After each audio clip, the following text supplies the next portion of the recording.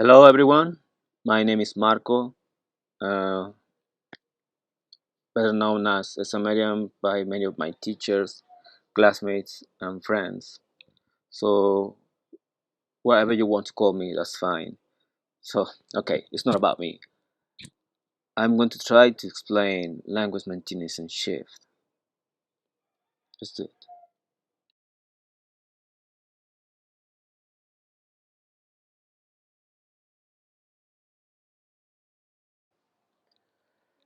People living in a country where they're not from, or descendants or immigrants, and maintain their heritage language may shift their language gradually. Some of them possibly have a job where they find people from their nationalities and roots and speak in the mother tongue to each other. Some can get a better position and now they interact more with customers and consequently they start using more the language of the country they live in, which may possibly be a monolingual one. Then they are promoted to a higher position where they must communicate exclusively in the predominant language. Of course, this is not exclusive for the jobs. This gradual shift of language can occur in any possible domain. Regularly, the language of the majority displaces the mother tongue of minorities. Also, we may associate countries like Australia, England, and the United States because they are countries where English is the predominant language. The truth is that it happens in many other countries. The pressure of shifting language exists, and there are a variety of reasons. Children and teenagers do not want to be seen and treated differently from their classmates and friends. Adults need to have a better salary, and of course, there is a rebirth of nationalism in Europe and other countries, where individuals are sometimes violent to immigrants just for speaking their mother tongue. Aside from what I just mentioned before, there is something quite interesting in the shift of language.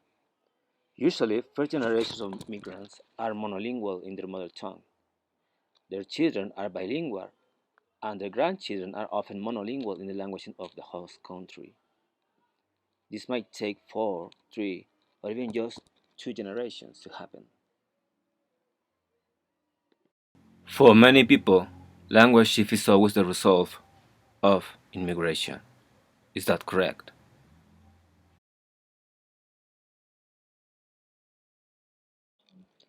Migration isn't always the cause of language shifting. Political, economic, and social changes within a community may lead to linguistic changes as well. We can see an example of that here in Mexico, where Spanish is the language the majority speaks, and the one that is used by institutions. Only a small number of the dozens of indigenous languages are taken into account when it comes to the publication of a book, for example. And that small number is rarely taught in institutions, and usually it is only the basics. When colonial powers invade other countries, their languages usually became the predominant ones. Yeah, that happened.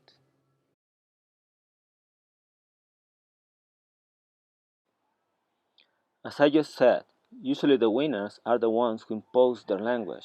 Sometimes they may impose the rules and beliefs, of course, but that isn't always the case. Sometimes the belief systems of the conquerors mix with the ones that were defeated, like in Mexico with the Virgen de Guadalupe and Tonantzin or Coatlicue. But that is not the topic for us.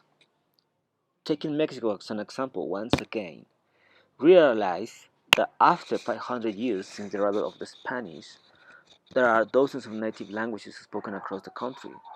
Some of them have changed slightly. If you're learning Nahuatl, for example, you might get disappointed when somebody tells you it's not the same Nahuatl that Mexicans spoke.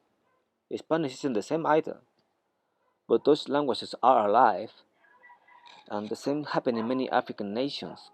Conquered countries speak the language of the conquerors or migrant majorities, but some still resist. Although this sounds terrible, and it is obvious that a language with a small amount of speaker is going to disappear.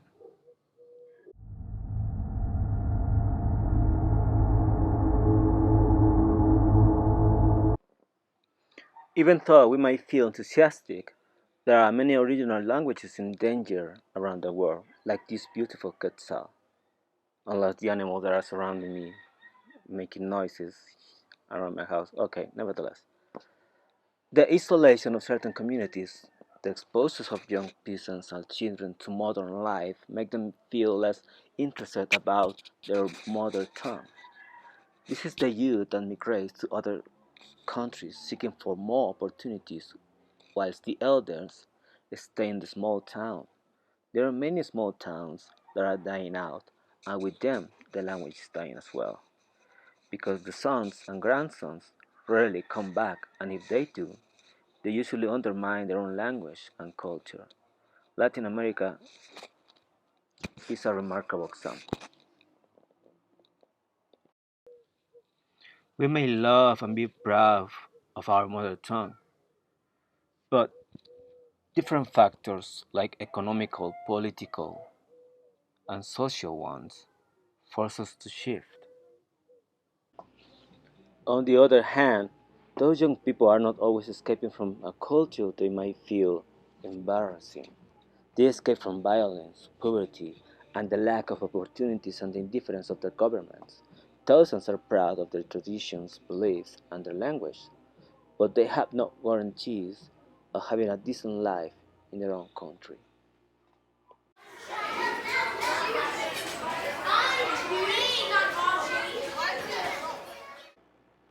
How can a language be maintained?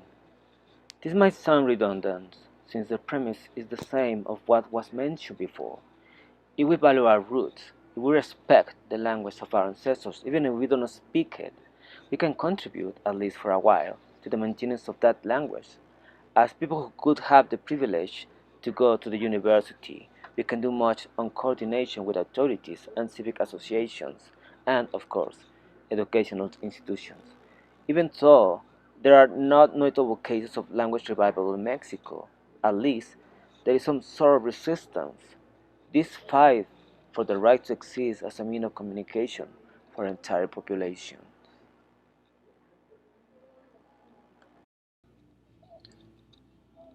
Okay, I would like to take an advance to my classmates and our teacher, the Dr. Sama, because it's been difficult to create a video in an environment with the surrounding is pretty noisy. So yeah, it's headaches, but it is done with heart. It could be much better done, but we're trying. So I see your comments. Any doubts? I will be I will be answering them. Thank you so much.